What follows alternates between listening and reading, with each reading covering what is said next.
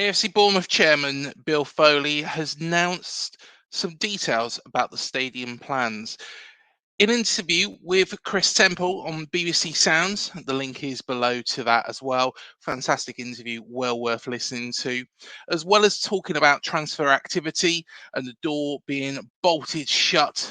There's not going to be any departures apart from one particular player who is out of contract, but the club, I understand, have made an offer. There is an offer on the table. They don't want him to leave, as Bill says. Bill did mention the new stadium and the proposed time of 2027 for it to be completed by.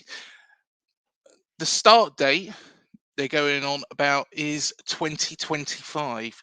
So in a couple of years' time, and I guess once plan permission is all completed, that is what I can envisage. Some people have been, and I've had a little look over social media. Um, always, always an interesting place. But one thing that a lot of people have been saying about is the size of this stadium being 18,500. Is it too small for AFC Bournemouth? There is possibilities of it going up to 22,000. Whether or not it can go beyond that, who knows? I'm guessing, like all of these stadiums, they're bits of Meccano sets effectively.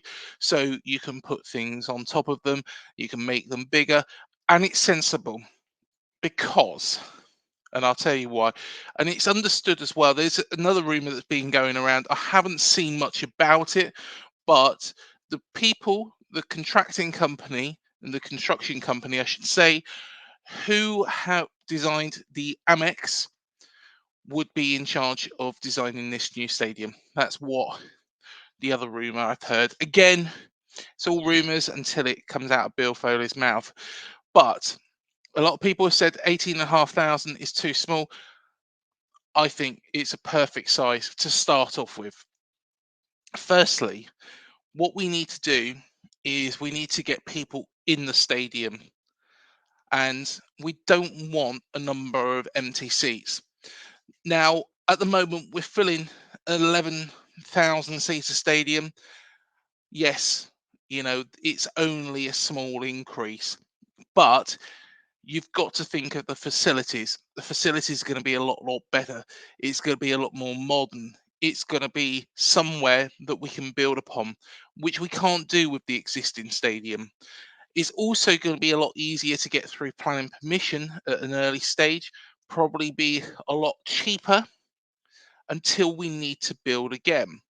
At which point, it is a case, like a lot of these modern stadiums, lifting the roof off and then putting another stand in. Bill Foley did mention, he wasn't too sure, but he did mention the south stand that would be built onto that. Again, I think, honestly, I think it's a really good idea.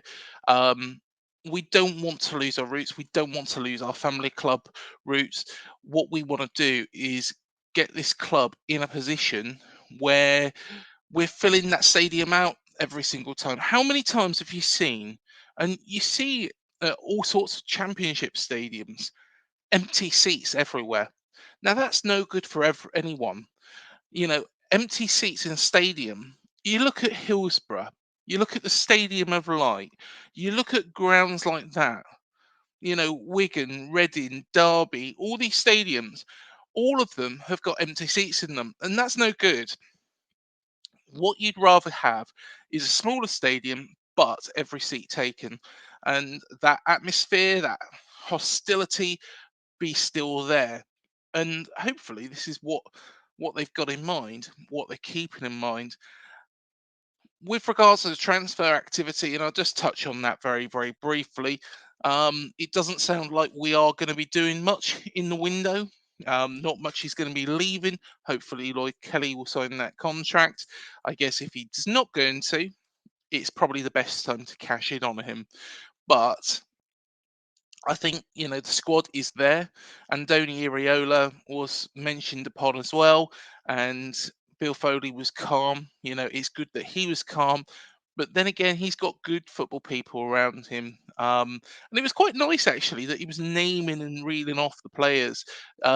So he's taken an active interest. He's learning a lot more about this football club as time goes past. Whereas, I'm sure he'll forgive me for saying this. He probably didn't know too much about the playing side when he first arrived. He probably didn't know, the ins and outs of this football club, when he first arrived.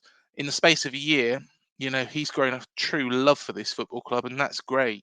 And I think, gradually as this club builds and builds and builds and builds, with the training ground looking like, we're going to be moving into that within the next year or so, I think, it's all aspects go. You've got to keep in mind, we've got to be out of the existing training centre before we start building this new stadium. But it sounds like the council have been quite helpful on that front as well.